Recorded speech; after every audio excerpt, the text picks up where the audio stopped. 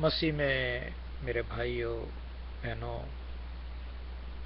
سنتے ہوئے کانوں اور دیکھتی آنکھوں، آپ کو یسوع کی سلامتی ہمیشہ کے لیے قبول ہو۔ آج بھائیوں، جو ہم کلام مقدس میں سے اپنی ہدایت کے لیے دیکھنا اور سیکھنا چاہتے ہیں، وہ یہی ہے کہ ہم اپنی زندگیوں کو کس طرح ان مصیبتوں سے اور ان تسلیوں سے اور اس محبت سے، اس دولت کو جو ابدی ہے، اسے تیار کرتے جائیں۔ آج ہم دوسرا کلسیوں سیکنڈ کلاشینز چیپٹر 2 دیکھیں گے، جس میں کہ پولس رسول نے بڑے واضح طور پر لدیکیا کی کلیسیا کو بیان کیا، اور آج ہم دیکھیں گے کہ وہی پولس رسول ہمیں روحانی طریقے سے کس طرح بتاتے ہیں۔ میں تو یہ مانتا ہوں کہ وہ کلام جو کہا گیا وہ اس زمانے کے لیے بھی بہتری کا سبب، اور اس زمانے میں بھی، چاہے وہ مسیح ہوں، چاہے وہ مسلمان ہوں، چاہے وہ ہندو ہوں، چاہے وہ پارسی ہوں، چاہے وہ اسماعیلی ہوں، چاہے موابی ہوں، جو بھی ہوں، خداوند اس کو اپنے کلام کے ذریعے برکت بخشتا ہے۔ تو میں آتا ہوں آپ کے پاس ایک چیز بیان کرنے کے لیے، وہ یہ ہے کہ ہم سب جو ہیں وہ ایک اجر چاہتے ہیں، اور وہ اجر جو ہے وہ ایک رہنما یا بڑھائی یا چاہت یا جو کچھ بھی کہہ لیں اس کے لیے ہوتا ہے، لیکن مصیبتوں کے لیے، دکھ اٹھانے کے لیے اور خداوند کی باتوں کو اپنانے کے لیے نہیں ہوتا۔ I purposely explain you in English, which is better. In English, I could say, I want crown but not cross. I want crown but not cross. It means that crown ہماری دلچسپی کی باتیں، ہمارا جو تاج ہے، ہمارا ناک جو ہے، ہمارا جو فخر ہے، وہ بڑھتا جائے بڑھتا جائے بڑھتا جائے، بٹ جو کراس ہے یعنی مصیبتیں، وہ ہم پہ نہ آئیں، یہ ہوتا ہے۔ لیکن مصیبتوں کا آنا وہ اتنا ضروری نہیں ہوتا، لیکن مصیبتوں کو ختم کرنا ہماری زندگی میں، آپ کی زندگی میں، وہ خدا کا کام بہت ضروری ہے۔ اس کام کو پھیلانے کے لیے جن لوگوں نے ڈسائپل کیا ہے اپنے قوموں کو، اپنی اپنی زندگیوں کو، اگر تو وہ ٹھیک طریقے سے خداوند کے طریقے سے the way of God, if they disciple other people or if they want to disciple himself, that is the right interpretation and translation, and he always blessed by other things in the world. اور دوسری چیزوں کو بھی خداوند اس کے ساتھ منسلک کرتا ہے، اور ہم اپنی زندگی کو اسی طرح تبدیل ہوتا دیکھتے ہیں اور جان جاتے ہیں کہ خداوند کی مرضی ہم میں پوری ہوتی ہے، چاہے ہمارے خاندان میں ہو، چاہے ہمارے گاؤں میں ہو، چاہے ہمارے شہر میں ہو، چاہے ہمارے ملک میں ہو، اور چاہے ورلڈ میں ہو۔ So I want to explain you about the blasphemy case also. The blasphemy is the interpretation, the people who use the God words and translate into other people in their own ways. Blasphemy ایک وہ چیز کہلاتی ہے یا وہ معنی رکھتی ہے جو انسان اپنے طریقے سے، اپنی حالت سے، اپنے جاننے سے اور پہچاننے سے، اور جتنی وہ جانچ رکھتا ہے، جتنی بلیو کرتا ہے، وہ دوسروں پر فتویٰ لگاتا ہے یا الزام لگاتا ہے، اس کو بلاسمی کہتے ہیں، چاہے وہ مسیح ہوں، چاہے وہ مسلمان ہوں، چاہے وہ پارسی ہوں، چاہے وہ ہندی ہوں، چاہے اسماعیلی ہوں، چاہے جو مرضی ہوں، ان کے لیے وہ ایک بلاسمی لا لگ جاتا ہے کہ ہمارے مذہب کے مطابق یہ دوسرے کام نہیں کرتے، اس لیے لہٰذا ان پہ بلاسمی کیس لگا کر ان کو سزا دی جائے۔ اور یہ عموماً انہی ملک میں ہوتا ہے جو نا سمجھ ہیں، جو ڈیولپمنٹ کی طرف بڑھتے جاتے ہیں، پروگرس کرنا چاہتے ہیں، پروگرس ہونا چاہتی ہے، لیکن اس کیس کو، اس بلاسمی کو اپنے درمیان میں غلط طریقے سے پیش کرتے ہیں۔ حالانکہ یہ بلاسمی کیس جو ہے یہ کسی حد تک اس زمانے میں تھا جب خدا خود لوگوں سے کام کرواتا تھا، لیکن آج کل خدا اپنے روح کے ذریعے، اپنی ہولی اسپرٹ کے ذریعے لوگوں میں کام کرتا ہے، اور لوگ اسی طریقے سے وہ مصیبتیں اٹھاتے اور دولت سے بڑھتے جاتے ہیں۔ اور اب بتاتا چلوں کہ جو کلسیوں میں مقدس پولوس نے لکھا ہے وہ بیان یوں ہے کہ رہنماؤں کی مصیبت اٹھانا اور اس مصیبت میں تسلی پانا اور محبت میں اکٹھے رہنا، اور محبت سے جو دولت ملتی ہے وہ سب میں جس طرح مسیح نے جدا جدا خاندانوں میں، علیحدہ علیحدہ شہروں میں، ولیجز میں، اور آگے سے ان کے شاگردوں نے پھیلائی تھی، اس طرح اس محبت کے ذریعے اکٹھے رہنے کی ہدایت کرتا ہے۔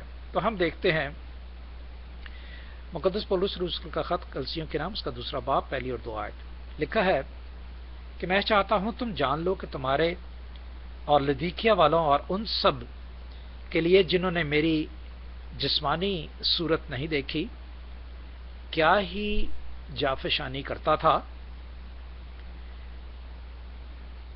تاکہ ان کے دلوں کو تسلی ہو اور وہ محبت سے آپس میں گٹھے رہیں اور پوری سمجھ کی تمام دولت کو حاصل کریں اور خدا کے بھید یعنی یسوع مسیح کو پہچانیں۔ The way he is talking to us, as he was talking to Laodicea, and what he was saying کہ when I was there، جب میں وہاں تھا، and I worked very hardly to spread the name of Lord Jesus Christ, and I got so many problems in that. Same thing he is telling us in this time, that when we are getting the Holy Spirit, or when we are saying about anything, whether we know a little or whether we know a lot about Jesus Christ and saying about him to other peoples, then the same things are happening in our life as much as you are watching in this world. So وہ جافشانی جنہوں نے دیکھی، اس کی کوشش، اس کی لگن، جیسے کہ کہتا ہے میری جافشانی صورت نہیں دیکھی کیا ہی وہ جافشانی تھی، یعنی جن لوگوں نے میری ان مصیبتوں کو، ان کوششوں کو، ان وشز کو لوگوں نے نہیں دیکھا، ان کے لیے میں بیان کرتا ہوں کہ ان کو بھی اسی طرح مصیبتیں ہوتی ہیں، پڑتی ہیں، اور اب یہ بات میں اس لیے لکھتا ہوں تاکہ ان کے دلوں کو تسلی ہو اور وہ محبت سے آپس میں گٹھے رہیں۔ تسلی ہو کیونکہ محبت ہے جو آپ جانتے ہیں، پہلا کرنتھیوں اس کے 13ویں باب میں درج ہے 9ویں آیت میں کہ محبت ہر چیز سہ لیتی ہے۔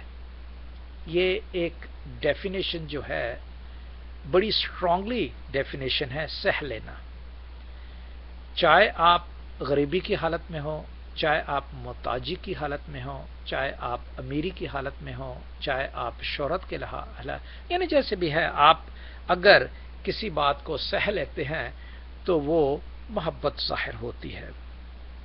اور اس کے بعد جب گڈھے رہتے ہیں تو وہ دولت، وہ سمجھ حاصل ہوتی ہے جو کہ خداوند یسوع کے بھید میں ہمارے پاس موجود تھی. اس کا بھید کیا ہے؟ کہ آسمان سے بغیر کسی جسم کے، بغیر کسی کے وسیلے سے، بغیر کسی کے خون سے، بغیر کسی کے تخم سے انہوں نے اس جہاں میں یہ جسم لیا اور پوری سمجھ کی تمام دولت کو حاصل کریں اور خدا کے بھید کو یعنی مسیح یسوع کو پہچانیں. یعنی جس طرح یسوع آئے تھے اور جس طرح یسوع نے اپنی محبت سے جان دے کر ہمیں بچایا تھا، ان چیزوں کو ہم تسلی رکھیں، کیونکہ اس پر بھی اگر مصیبتیں آئی تھیں، مجھ پر بھی اگر مصیبتیں ہیں، یہ پولس رسول کہہ رہے ہیں لودیکیا میں، تو میں نے آپ کے ساتھ اکٹھا رہنے کی، آپ کو تلقین کی اور اکٹھا رہنے کی کوشش بھی کرتا ہوں. اب آگے لکھتے ہیں تیسری آیت میں، جو کہ اسی کا ایک حصہ ہے جو خدا کی طرف سے ملتا ہے، جس میں حکمت اور معرفت کے سب خزانے پوشیدہ ہیں. یہ میں اس لیے کہتا ہوں کہ کوئی آدمی لبھانے والی باتوں سے تمہیں دھوکہ نہ دے. اب کیا ہے اس میں؟ جس میں حکمت ہے اور معرفت کے سبب سے خزانے پوشیدہ ہیں. اور پوشیدہ خزانہ سب سے بہتر کیا ہے؟ کسی کی ہر بات کو سہ لینا، اس سے محبت کرنا. یہ پوشیدہ خزانہ ہے جو معرفت کے ذریعے ہمیں ملا ہے. معرفت کون؟ یسوع المسیح، Jesus Christ. He is the bridge, he is the source and he is the every thing. Because when he said, you don't believe in me but believe what I do and what I did. So whatever is he was getting, all wisdom what he had, he is putting in us by his spirit. اور وہ ہماری روح کے ذریعے ہمیں دیتا ہے. کون سی؟ کیونکہ حکمت آپ جانتے ہیں کہ خدا ہے اور معرفت جو ہے وہ یسوع ہے. خدا کو ملانے والا، خدا سے رابطہ کرانے والا یسوع ہی ہے جس نے ہمیں بتایا ہے، وہی معرفت ہے. یہ باتیں میں اس لیے کہتا ہوں کہ کوئی آدمی لبھانے والی باتوں سے تمہیں دھوکہ نہ دے. Because there are so many people at the time of Jesus Christ, at the time of Pharaoh, at the time of Nebuchadnezzar, at the time of Palestine and Jewish and Israel, at the time of before Noah. These all things were happening, that the people, they were claiming and interpreted the word of God in a wrong way. They have so many statues, they have so many ideals, people, and there were so many things. They were expecting that we can get a blessing from those, but it is not like that. The blessings we can get it from God, as he said in John chapter 14, if you have a time to read that. تو ان دھوکہ نہ دے، کیونکہ میں گو جسم کے اعتبار سے دور ہوں مگر روح کے اعتبار سے تمہارے پاس ہوں، اور تمہاری باقاعدہ حالت اور تمہارے ایمان کی جو مسیح پر ہے مضبوطی دیکھ کر خوش ہوتا ہوں. If he is saying that I am away from you, میں تم سے دور ہوں، لیکن you believe in that the Holy Spirit is touching me, and by this word when you read it, Holy Spirit is connecting me to you and you to me. So it is the source from the God that he is providing everything that he can change our life in a proper way, and we get strength through his holy name. اور پھر اس کے بعد چھٹی اور ساتویں آیت میں لکھا ہے بس جس طرح تم نے مسیح یسوع خداوند کو قبول کیا اسی میں چلتے رہو اور اس میں جڑ پکڑتے اور تعمیر ہوتے جاؤ، اور جس طرح تم نے تعلیم پائی اسی طرح ایمان میں مضبوط رہو اور خوب شکر گزاری کیا کرو. He is saying about thanksgiving to God who deserved that, because his education and what the house he had built in his church, and his church is the people, as our church is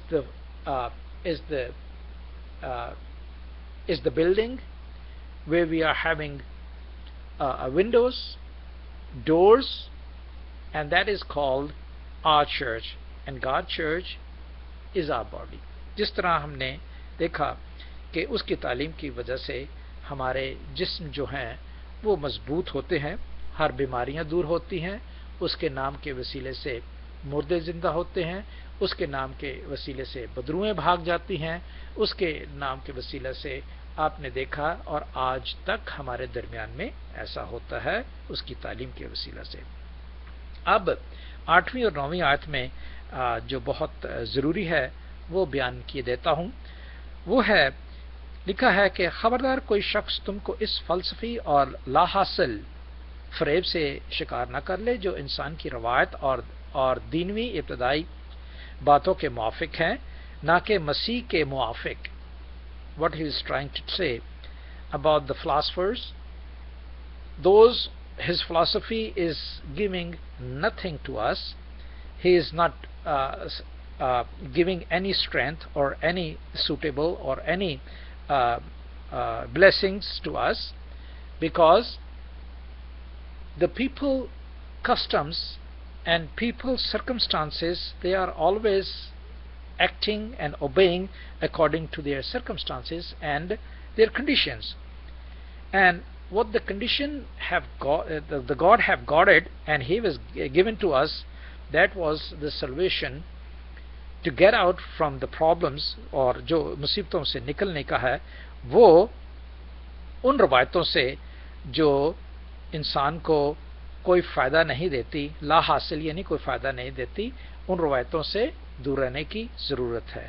اور وہ روایتیں جو ہیں وہ 3 آیت میں بیان کی گئی ہے، دوسرا باب، اس کلیسیوں کا دوسرا باب، اس کی 3 آیت میں اگر آپ اوپر دیکھیں لکھا ہے جس میں حکمت اور معرفت کے سبب سے خزانے پوشیدہ ہیں. یہ میں اس لیے کہتا ہوں کہ کوئی آدمی لبھانے والی باتوں سے تمہیں دھوکہ نہ دے. تو یہ نبھانے والی باتیں ہوتی ہیں جو فلاسفر، دنیا کے فلاسفر جو ہوتے ہیں وہ ادا کرتے ہیں، ان سے کوئی حاصل و وصول نہیں ہوتا، ان سے تباہی ہی ہوتی ہے. اگر ہم یہ سمجھ لیں کہ ہم انسانیت کو نقصان پہنچاتے ہیں، یا ہم اپنے ملک کو نقصان پہنچاتے ہیں، یا ہم اپنے قوم کو نقصان پہنچاتے ہیں، یا ہم اپنی پارٹی کو نقصان پہنچاتے ہیں اسی پولیٹیکل ایشوز کی وجہ سے، تو ہم خدا سے سمجھ لیں کہ دور ہے. اب اس نے پولس رسول نے جو 9ویں آیت میں لکھا ہے وہ بڑا اچھا واضح طور پر ہے، کیونکہ الوہیت کی ساری معموری اس میں مجسم ہو کر سکونت کرتی ہے. الوحدیت، اور تم اسی میں معمور ہو کر جو ساری حکومت اور اختیار کا سر ہے، اسی میں تمہارا ایسا ختنہ ہوا جو ہاتھ سے نہیں، یعنی مسیح کا ختنہ جس سے جسمانی بدن اتارا جاتا ہے. اب بتاتے ہیں وہ کہ الوحیت، اور اس الوحیت کی معموری جو ہے وہ کس طرح مجسم ہو کر آئی ہے، وہ آپ متی کی انجیل اس کا پہلے باب میں جانتے ہیں کہ وہ کنواری مریم سے پیدا ہوا، اور جس دن وہ پیدا ہوئے اس دن ان فرشتوں نے بھی گواہی دی کہ یہ میرا پیارا بیٹا ہے، یہ ہمارا خدا کی طرف سے یہ خدا کا پیارا بیٹا ہے. اسی لیے اس کا نام ایمینول رکھا، جس کا مطلب ہے کہ خدا تمہارے ساتھ ہے. اب الوہیت اور اس کا دوسرے جو لوگ ہیں آدم سے لے کر موسیٰ تک، ان لوگوں سے ان کی یسوع کی یعنی جو باتیں ہیں وہ کیوں علیحدہ ہیں، کیا علیحدہ ہے، ان میں فرق کیا پایا جاتا ہے، ان میں کون سی ایسی باتیں ہیں جو ہم دیکھتے ہیں کہ وہ ہمارے لیے بہتر ثابت ہوتی ہیں.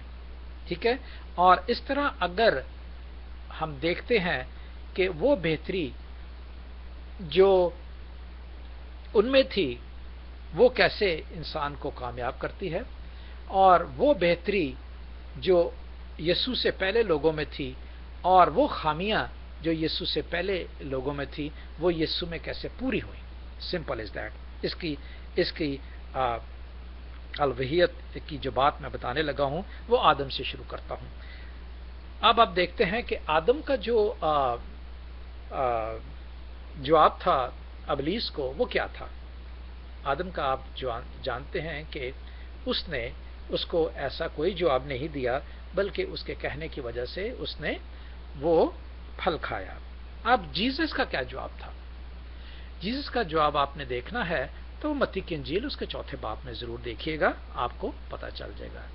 اور اگر آپ نے آدم کا جواب دیکھنا ہے تو وہ پیدائش کی کتاب اس کے 3 باب میں دیکھیے کہ ابلیس کو آدم نے کیا کہا تھا.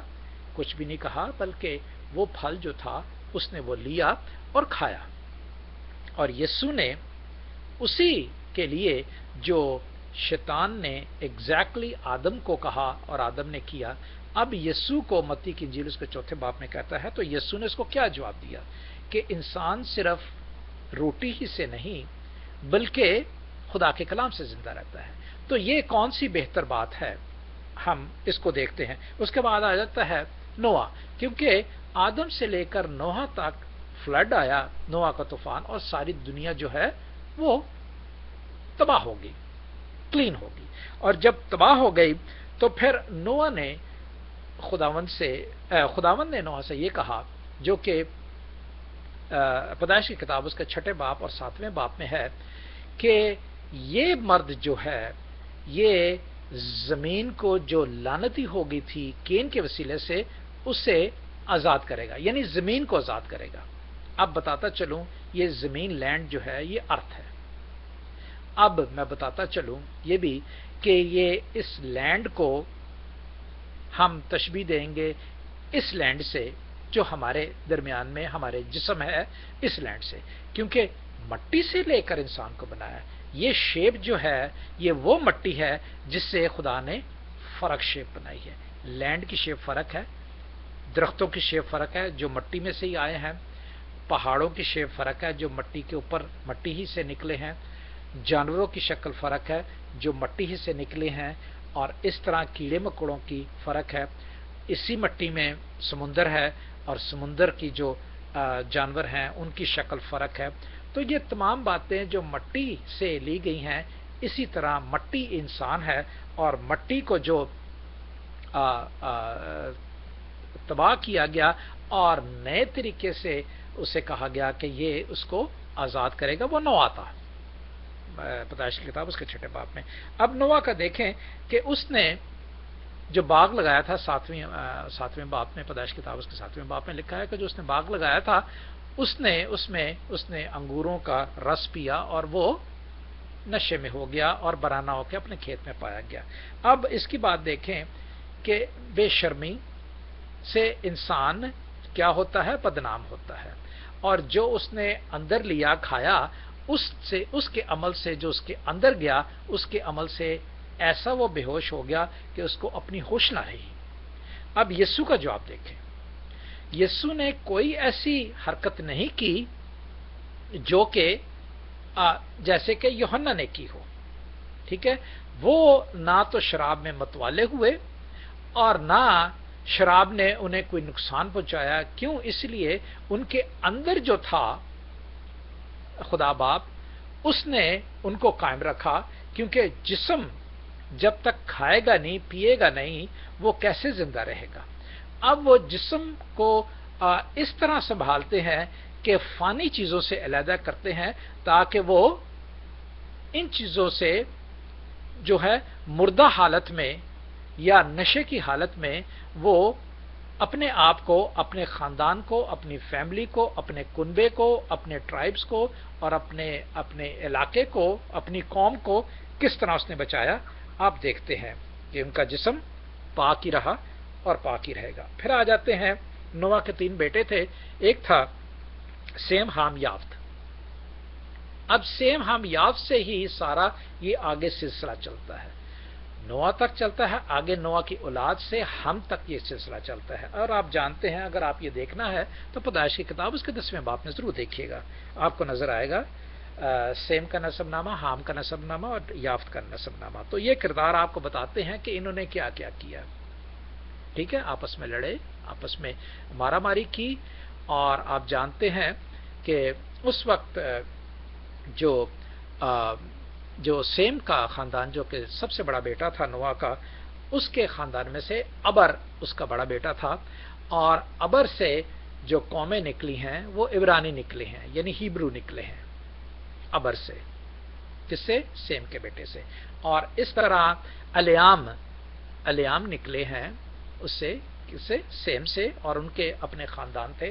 اور ان میں سے نکلتے نکلتے آگے آتے آتے جو تارا ہے ابراہیم کا باپ، وہ بھی ہیبرو تھا، عبرانی تھا، کیونکہ وہ سیم کے خاندان میں سے، ابر کے بیٹے میں سے آیا تھا. اور آگے تارا کا جو بیٹا ہے وہ ابراہیم ہے.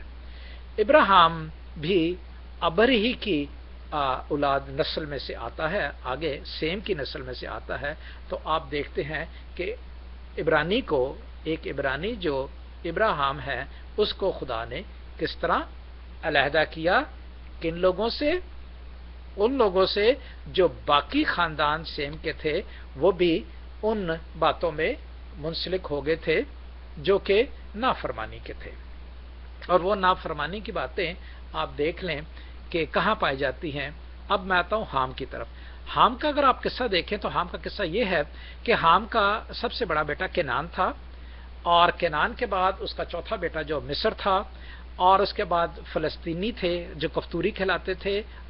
کفتوری جو تھے وہ فلسطینی کہلاتے تھے، آئی مین ٹو سے. اور اس طرح وہ حالات دیکھیں جو حام کے ہیں، اور آج بھی مصر کا علاقہ دیکھیں، اور آج بھی کنعان کا علاقہ دیکھیں، جو کہ کنعان کا علاقہ سیریا کا ہے. فلسطین کا علاقہ اس وقت کنعان کا تھا. اور ایران کا علاقہ دیکھ لیں جو حام کا تھا، اور فلسطینیوں کا علاقہ دیکھ لیں کہ وہاں پر جو ہے وہ نافرمانی کی وجہ سے کیا حال ہوتی ہے. میں ان کے خلاف بات نہیں کر رہا، لیکن میں یہ کہہ رہا ہوں کہ یہ ہماری نصیحت کے لیے، نافرمانی کے لیے، ہمارے جو اندر فیملیاں تباہ ہو جاتی ہیں وہ کس طرح ہوتی ہیں. اب ان حام کی نسل سے یافت کی کون سی نسل ہے؟ یافت کی نسل جو ہے وہ جوج مجوج ہیں. وہ چائنیز ہو گئے، رشین ہو گئے، جن کے ناک چپٹے ہوتے ہیں، وہ جوج مجلاتے ہیں. وہ کون ہے؟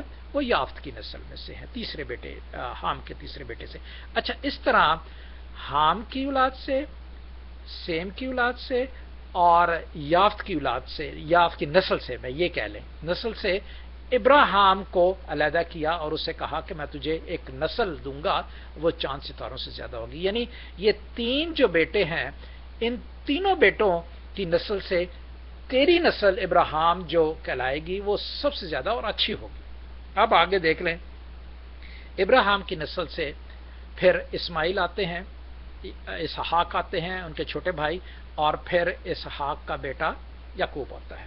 اب ابراہیم جب آئے تو انہوں نے کیا کیا؟ انہوں نے قربانی دی.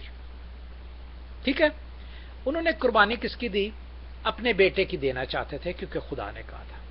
اب بیٹے کی قربانی نہیں دی تو انہوں نے کس کی قربانی دی؟ ایک اور کریشن تھی جو کہ بکرا تھا یا برا تھا یا بھیڑ تھی، اسے قربان کیا اور خدا کی نظر میں پیش کیا. اب ابراہیم کے بنسبت اب جیزس کو دیکھ لیں. نہ تو انہوں نے اپنے بیٹے کو قربان کیا، نہ تو انہوں نے اپنے ماں باپ کو قربان کیا، نہ تو انہوں نے کسی اور کریشن کو قربان کیا. یعنی فرض کیا کوئی برا ہو یا بچڑا ہو یا مرغی ہو یا کبوتر ہو یا تیل ہو یا آٹا ہو.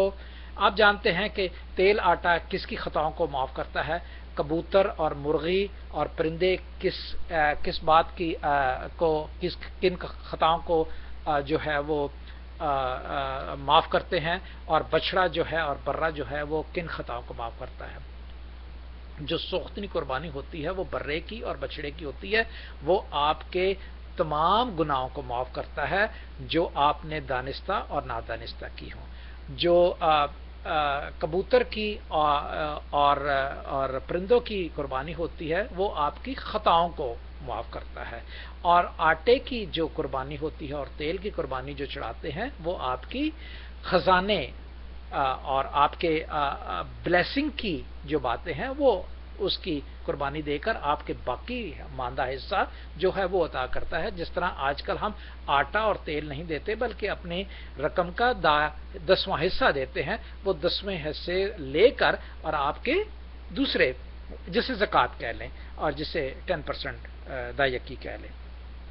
تو اس طرح اب یسوع کو دیکھیں کہ انہوں نے ایسا نہیں کیا، بلکہ انہوں نے اپنی جان دے کر، اپنا ایمان جو ہے وہ خدا پر رکھ کر جو ہے وہ قربانی دے کر ہمیں. تو یہ فرق ہے الوحدیت کا اور علیحدہ ہونے کا اور خدا کی روح کا. اور پھر اس کے بعد ابراہیم کے بعد جو مین کریکٹر ہے وہ جیکب کا ہے. جیکب یعنی یعقوب کا. یعقوب سے جب 12 قبیلے ہوئے اور یعقوب کا نام اسرائیل رکھا گیا.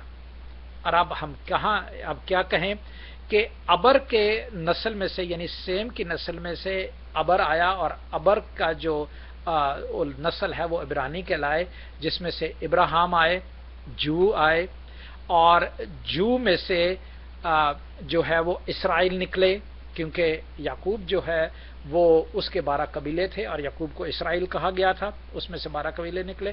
اب ان 12 قبیلوں میں سے کون نکلا؟ یہودا کا قبیلہ علیحدہ نکلا. اور پہلے میں یعقوب کی بات کرتا چلوں. اب یعقوب نے کیا کیا جس کو اسرائیل کہا گیا؟ یعقوب نے یہ کیا کہ اس نے اپنے بڑے بھائی کو ایک دال دے کے، یہ پیدائش کی کتاب اور اس کے 26ویں باب میں موجود ہے، ضرور پڑھیے گا. اس نے اپنا چھوٹے پن کا حق جو ہے اس کو دور کر کے بڑے پن کا حق جو ہے وہ اپنے بھائی عیسو سے لیا. کیونکہ اس کا بڑا بھائی جب عیسو آیا اس کے پاس اور اسے کہنے لگا کہ میں بہت بھوکا ہوں، مجھے دال دے، میں نے کچھ نہیں بنایا، ماں نے بھی کچھ نہیں بنایا، اور تو نے بہت کچھ بنایا ہے، تو گھر پہ تھا، اور تو اگر مجھے دال دے گا تو میں تجھے تو جو کچھ کہے گا میں کروں گا. اس نے یعقوب نے کہا کہ تو مجھے اپنے بڑے ہونے کا حق دے دے. تو اس نے کیا کیا؟ ہاں مجھے حق، مجھے بڑے ہو کے کیا کرنا ہے، لے لے حق، مجھے دال دے تاکہ میرا پیٹ بھر جائے. خیر اس نے بڑے ہونے کا حق اسے دے دیا. ٹھیک ہے. اور پھر اب یسوع کیا آ جائے. یعقوب نے چیٹنگ کی اور بڑے ہونے کا حق اس سے لے لیا، اور ماں باپ سے بھی، اسحاق سے بھی برکت اس نے چلاکی سے حاصل کی. اب یسوع کا دیکھ لیں، اس کو کمپیئر کریں جیکب سے. یسوع کا دیکھ لیں کہ یسوع المسیح نے اپنے بڑے پن کا کبھی اظہار نہیں کیا، کبھی بھی نہیں کہا کہ دیکھو میں تم سے بڑا ہوں، میں زیادہ مذہبی ہوں، میں زیادہ کاہن ہوں، میں زیادہ استاد ہوں، میں زیادہ یہ ہوں. اس نے یہی کہا کہ جس طرح میں نے تمہارے پاؤں دھوئے ہیں تم بھی دوسروں کے پاؤں دو. اپنے شاگردوں کو کہا، یہی تعلیم دی کہ جو آدمی اپنے آپ کو چھوٹا بنائے گا آسمان کی بادشاہت میں وہ بڑا ہوگا. تو لہٰذا بھائی اور بہنوں، آسمان کی بادشاہی ہم نے دیکھنی ہے کہ ہمارا بڑا پن جو ہے وہ کس طرح ہوتا ہے. یہ ایگزیکٹلی بات وہی آئے جو میں نے شروع میں کی تھی، I want crown but not the cross. اب جو بڑا پن اس نے لے لیا اور برکت بھی لے لی اور اسے 12 قبیلے بھی نکلے یعقوب سے. اب یسوع نے یہ نہیں کیا. یسوع نے یہ کر دکھایا، شاگردوں کے بعد پاؤں دھوئے اور اسی طرح دوسروں کو کہا کہ تم بھی اسی طرح دھویا کرو. تو یہ بڑے پن کی بات ہے. یسوع کا یہ طریقہ دیکھ لیں کہ انہوں نے کیا کیا. پھر آگے آخر میں آ جاتا ہے جوزف کا. آخر سے پہلے موسیٰ کا بھی ہے، لیکن جوزف کا دیکھتے ہیں کہ اسی قبیلے میں سے 12 قبیلوں میں سے ایک جوزف کا قبیلہ تھا، یوسف کا قبیلہ تھا، اور یوسف کا کردار کیا تھا؟ یوسف غلامی میں گیا اور قید میں گیا، اور جو ہے وہ اس کا حاکم کا کردار تھا. ٹھیک ہے. اب یسوع کا اگر اسے کمپیئر کریں تو کیا ہے؟ نہ تو یسوع غلامی میں رہا اور نہ کسی کی قید میں رہا. اس نے وہی کردار ادا کیا. حاکم کا کردار بھی اس نے نہیں ادا کیا، حالانکہ وہ آسمان سے اترا تھا. That's why they call it عیسیٰ روح اللہ. کیا کہتے ہیں؟ اب دیکھیں، میں بتاتا ہوں اپنے مسلمان بھائیوں کو بھی اور اپنے کرسچن بھائیوں کو بھی اور اپنے جوش بھائیوں کو بھی، ہم اسے خدا کا بیٹا کہتے ہیں یا اسے روح اللہ کہتے ہیں، یعنی خدا کی روح کہتے ہیں. تو اگر خدا کی روح ہے تو وہ خدا ہی ہے، جس طرح لکھا ہوا ہے کہ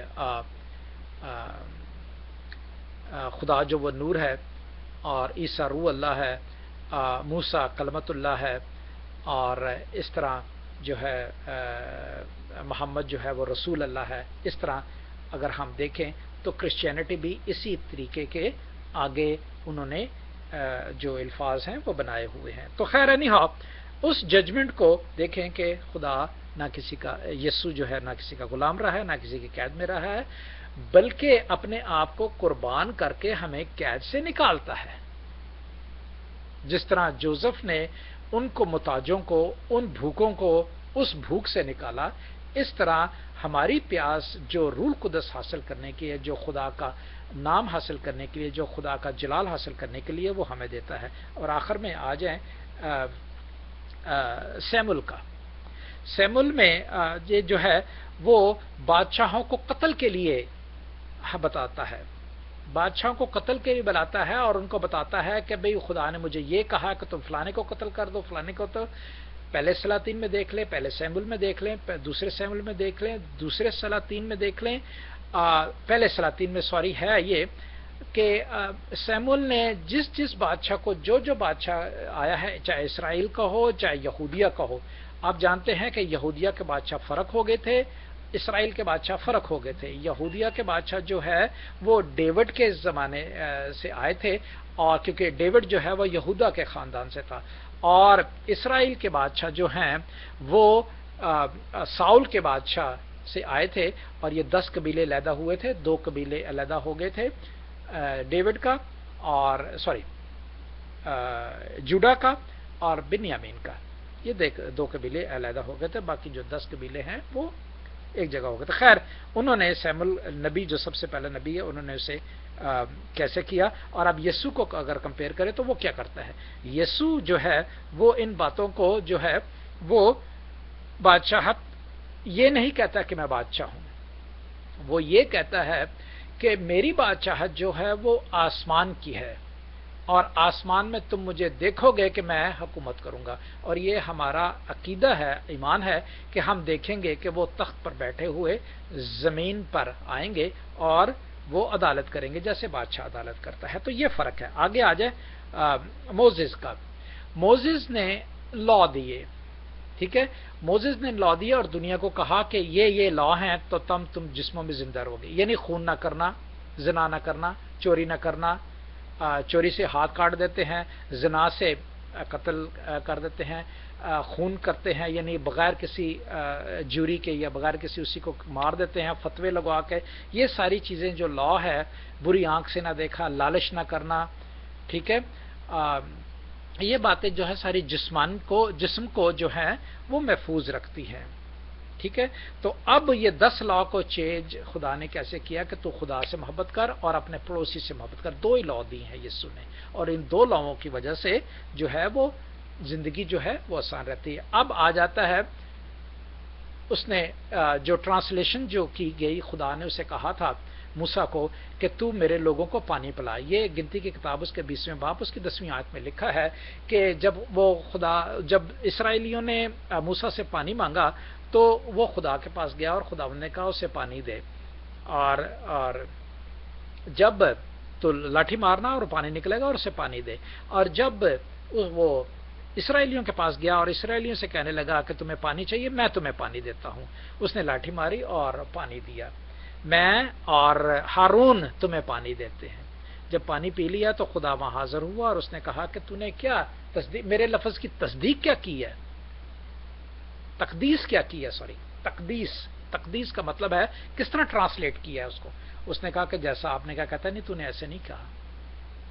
پھر وہ سمجھ گیا کہ میں نے کہا کہ میں تمہیں پانی دوں گا یا ہارون تمہیں پانی دے گا، خدا کا نام بیچ میں سے اس نے نکال دیا، لہذا اس کو کنعان کا شہر دیکھنے کے لیے خدا نے اس کو منع کر دیا۔ یہی وجہ تھی کہ وہ کنعان کا جو ملک ہے وہ نہیں دیکھ سکا۔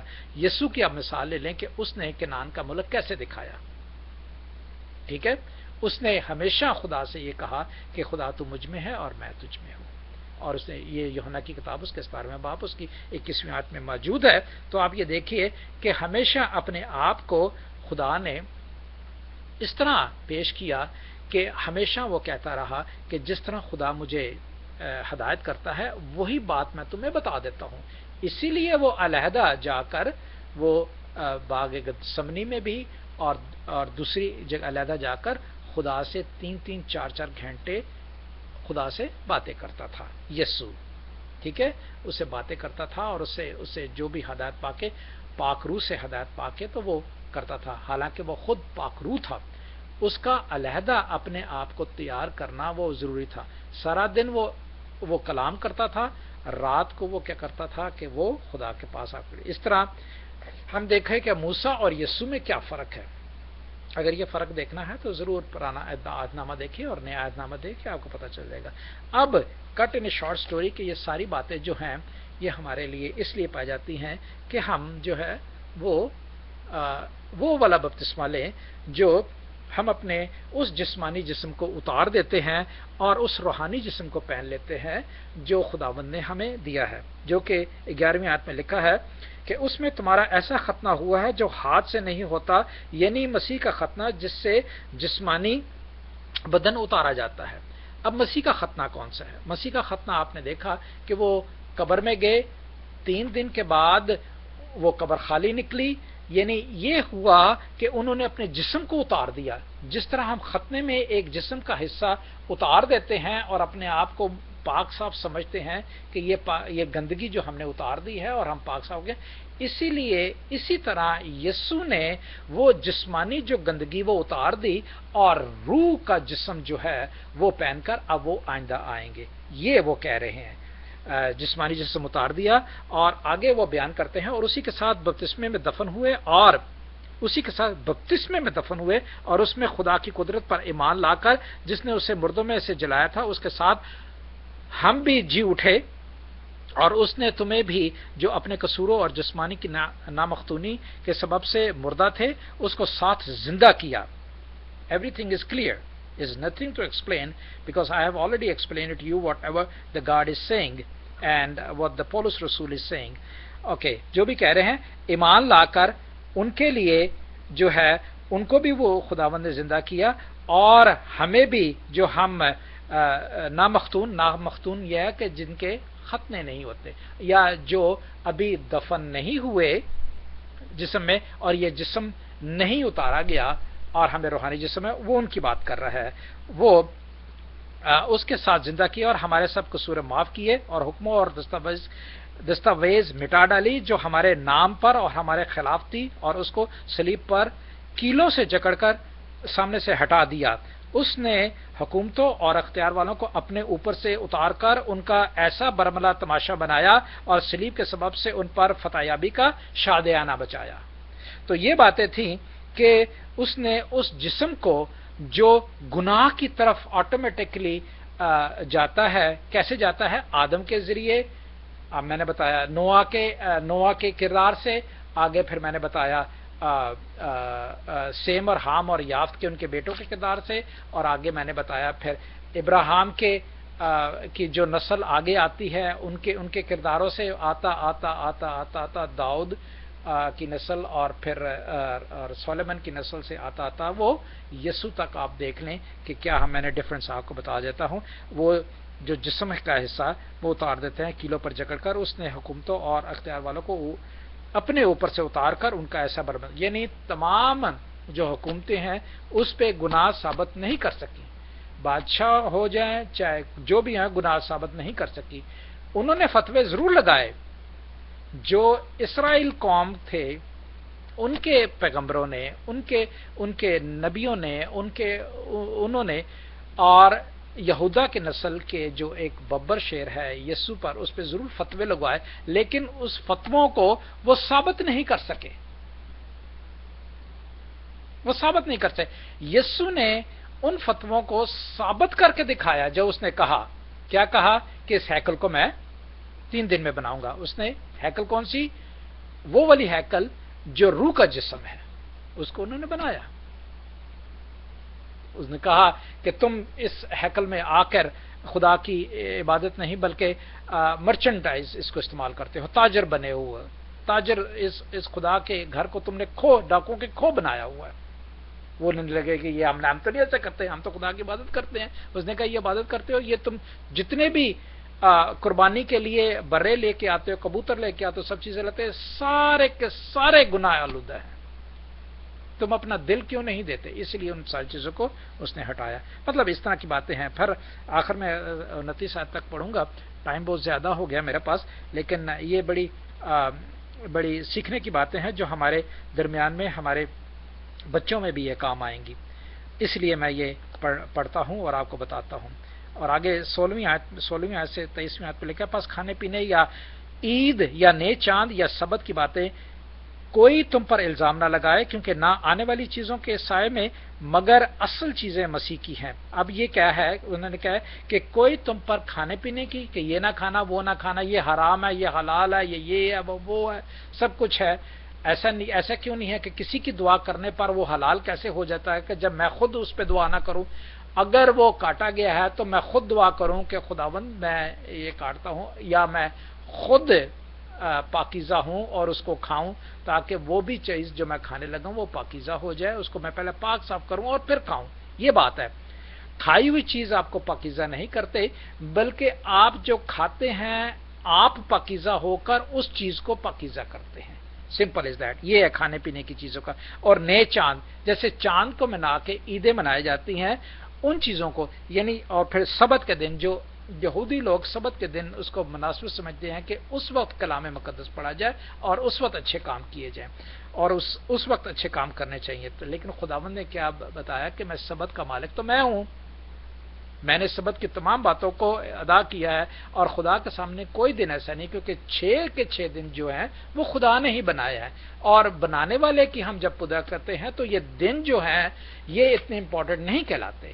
اس لیے اس نے سبت کے یہ جو الزام لگاتے ہیں, یعنی چاند کے ماننے والے, عیدوں کے ماننے والے, سبت کے ماننے والے جو الزام لگاتے ہیں, کیونکہ یہ آنے والی چیزوں کا سایہ ہے, مگر اصل چیزیں مسیح ہے.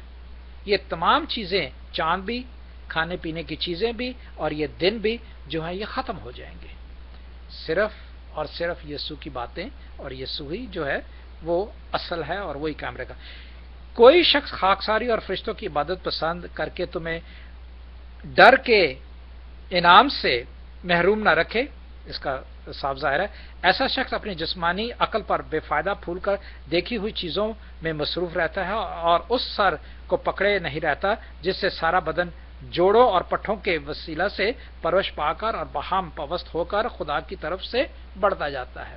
ان تمام چیزوں کو اپنائے رہتے ہیں اور خام خواہ جو ہے وہ بدل دیتے ہیں. اب یہ خون ہی ہے, خون جو ہے وہ جوڑوں کو, پٹھوں کو, سب چیزوں کو جو ہے وہ بنائے رکھتا ہے, اور وہ خون جو ہے وہ دماغ سے لے کر زمین تک آتا ہے, اور دماغ جو ہے وہ تمام ارادے, تمام خیال کے ساتھ جو ہے وہ جسم کو, ہر حصے کو پراپرلی گائیڈ کرتا ہے کہ تجھے کس طرح کام کرتا ہے, یعنی جوڑے رکھتا ہے. دماغ جو ہے, سر جو ہے وہ ہاتھ کو کہتا ہے کہ اس طرح اٹھ, اس طرح اٹھ, پاؤں کو کہتا ہے کہ اس طرح چل, پیچھے آ, آگے جا, تو وہ جوڑے رکھتا ہے, اس کی وہ بات مانتے ہیں. تو اسی طرح جو خدا کی جو تعلیم ہے, اس کی جو پرورش ہے, وہ سب کو وابستہ کرتی ہے.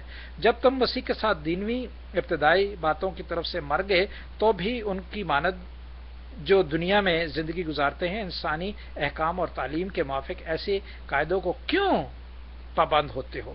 جب تم سوچتے ہو کہ ہم دنیاوی باتوں میں جو دنیاوی کہتے ہیں، جو کچھ بھی کرتے ہیں، جو کچھ بھی ہے، تو ان کی طرف سے کنارہ کر کے اب تم روحانی باتوں کی مرضی پوری کرتے ہو، روحانی میں زندہ رہتے ہو، تو اس سے ثابت ہوا کہ ہم جب ان سے علیحدہ ہو جاتے ہیں اور مر جاتے ہیں، جس طرح ایک سویا ہوا آدمی ایک مرے ہوئے آدمی کے برابر ہے، تو لہٰذا یہ کہہ لیں کہ ہم دنیاوی باتوں سے سو جائیں، اور جب ہم اٹھیں تو ہم دیکھیں کہ ہم سوتے ہوئے بھی خدا کے ساتھ منسلک تھے، کیونکہ اس کا سانس ہمارا چل رہا ہے، خدا ہمیں برقرار رکھتا ہے، اور جب ہم اٹھتے ہیں تو تب ہم خدا کی باتیں کرتے ہیں۔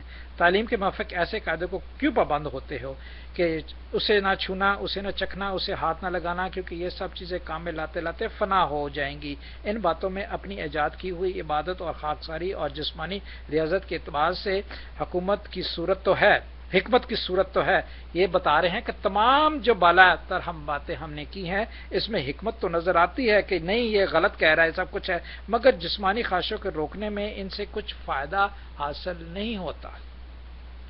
اگر جسمانی خواہشوں کو اگر ہم کے اعتبار سے حکمت کی صورت تو ہے، حکمت تو نظر آتی ہے، لیکن وہ والی حکمت جو ہے وہ جسمانی خواہشوں کو روکنے میں ان سے کچھ فائدہ نہیں ہوتا۔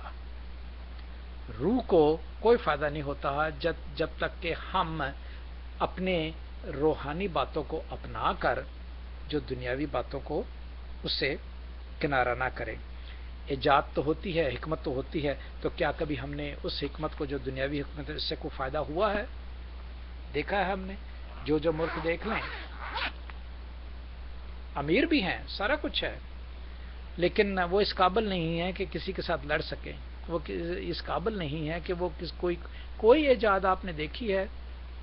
جب سے ہم نظر آتا ہے ہمیں مڈل ایسٹ میں، ایشیا میں، یا بہت سے ایسے ممالک ہیں، جو لوگ ممالک جو ہیں وہ اپنی تعلیم کو غلط طریقے سے پھیلاتے ہیں اور غلط بتاتے ہیں، ان کا جو کریشن کا کوئی کام نہیں ہو رہا۔ وہ پرانے زمانے میں ہوتا تھا جب خداوند کے ساتھ ساتھ چلتے تھے، لیکن جوں خداوند سے دور ہوتے جاتے ہیں، خداوند کا کام جو ہے وہ عمل پر نہیں ہوتا۔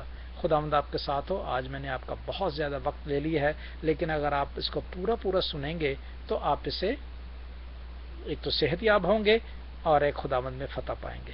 خداوند آپ کے ساتھ ہو، اور وکٹری جو ہے وہ خداوند ہی آپ کو دے گا، اور خداوند ہی آپ کے ساتھ ہوگا۔ آمین۔